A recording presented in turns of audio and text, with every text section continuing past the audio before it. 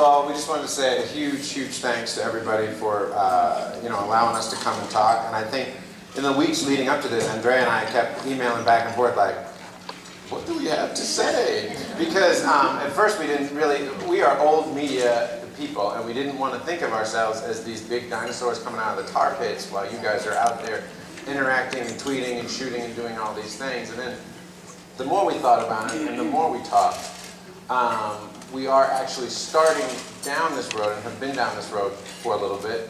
Andrea actually produced the show where they introduced Twitter to Oprah and all of that, and she'll discuss that. But we have emerged into this arena, and we have a lot to learn. We've learned a lot. And so what we can do is sort of take you through our personal evolution and how we got to this place and where we hope to go. So, go ahead and introduce yourself. Rock star status. Oh, right. So I started 17 years ago as an audience coordinator, which basically, was part ticket line. And at the time, speaking of our evolution, the audience was used quite a bit. And as guests, it was, obviously we've evolved and it's a constant evolution for the show. No season is the same. Every year we come back and there's something different about it. It can be really subtle, it could be really big. But the year I started, we used the audience a lot. And we actually, as an audience coordinator, I was one of the people who helped book the audiences. And then, worked my way up and worked my way up. But, certainly we're talking about the evolution of the show. I grew up there along with John. And, I feel really grateful to have had the career I've had there. And it's been really exciting and invigorating, seeing sort of where we've been just in the last year, I think, and we're going to show you some of that. Just, with Facebook and Twitter, and you were actually listening to, when you came in, Charisse, who we actually found on YouTube. And so it has, we like John said, we've tipped our toe in the water, I would say, and not everybody at Harpo is as involved as I am, I would say, and as engaged as I am, and as connected, I think, that I am. And I'm by no means the most connected or really super connected, but we're tipping our toes in and we're dabbling here and there, and it's working, and it's been really exciting. Some of the ways that the show has evolved, just to take you back a little bit, is, there was a time when it was just Oprah and a microphone. You guys might remember that if you watch. And then, we evolved. And there was a season we did, and I actually was part of that. It was just Wildest Dreams Come True. And for some reason, at that time, in that space, people really were interested in seeing other people's dreams come true. Now, there might not have been, years after that, there might not have been a great time for that with the economy. I mean, we're very much aware of what's going on in the world, and obviously our boss is incredibly in tune and is a fearless leader of that, and we follow her lead. But, we evolve every year. Some of the other things in our tape, our tape is sort of when we go off and we show somebody's life. There was a time when we were pretty much doing documentaries on the Oprah show. You hardly ever saw Oprah. And because we were telling stories in 15 minutes and 10 minutes, and that worked at that time. And now we can tell a life story in 1 minute and 30, pretty much. And we've gotten that down to a pretty good science. There was a time when we would take a topic, or any topic, depression, and we would have one person on and they'd talk to Oprah about it. Now we take it apart and we nitpick it and we turn it upside down and we dig really deep with the topic. And hey, if we can resolve a conflict and create a moment on television, then that is the magic that we do, and we love it. We love it when we can do that. So for the most part, we feel our way through it. We feel our way through it, and Oprah leads us in that. And that is so true for social media. We're feeling our way through it, I would say. But what we always come back to is, while a lot of things have changed, what has remained the same in the 17 years that I've been there is we still have to tell great stories. We do. We need them.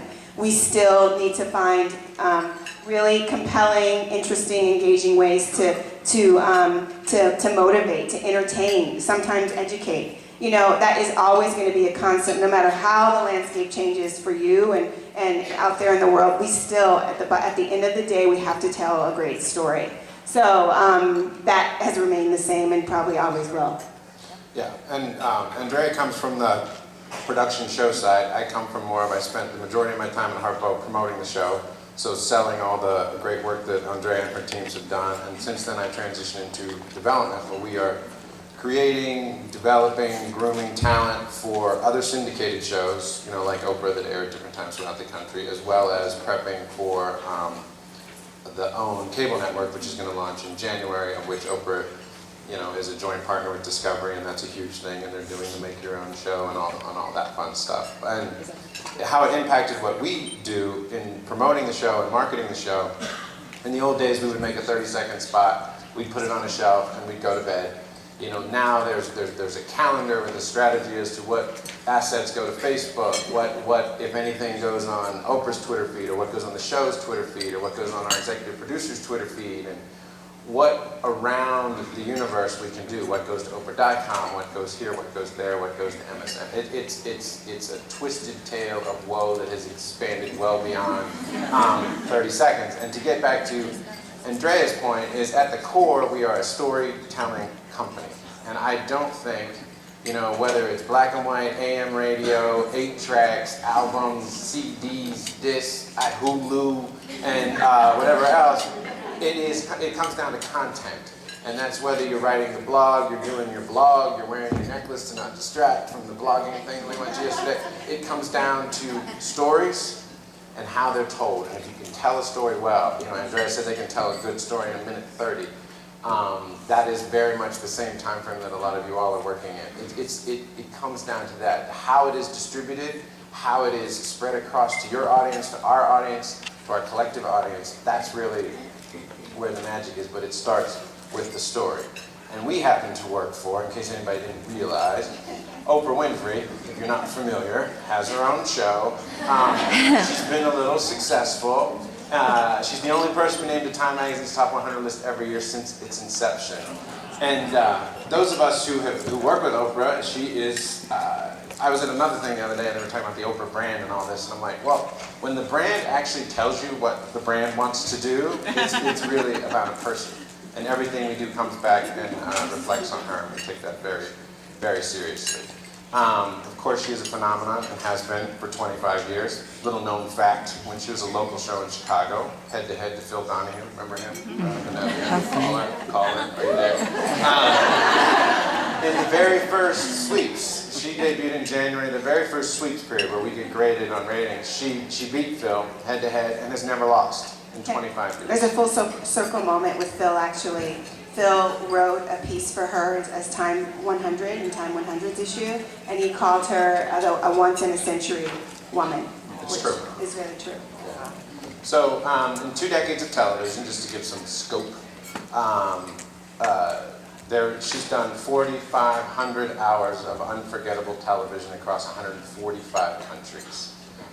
It's a big show. She's talked to over 28,000 people. We can't get the accurate number on this, because God bless it, who is going to go back and all that. I think I've met 20,000 of them. We remain #1 in syndication with 13 million US viewers weekly. So, we like to say, because we're invited to the EVO conference, that you don't stay #1 without evolving. So here's a little bit of tape that'll give you a hint of that, and we'll keep going into that.